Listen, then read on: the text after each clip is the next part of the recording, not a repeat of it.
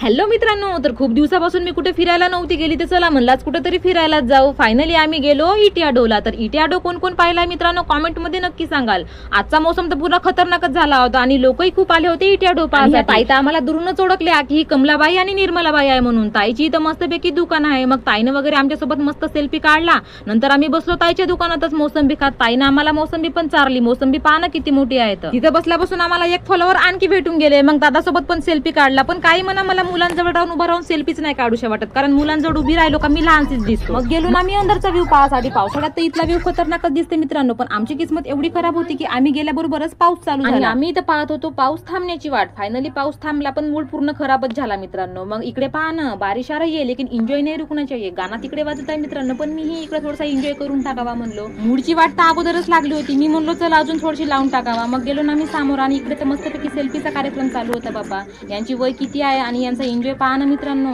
आमच्या तशा मैत्रिणीच नाही, पुरा नेट लागायचं आहेत, कोणीच येणार नाही बुड्डे झाल्यावर. मग आम्ही समोर गेलो ना, आम्हाला पाहून तर अजून पाणी धरलं बापा. मग काय आम्हाला धावत धावत यायला लागला.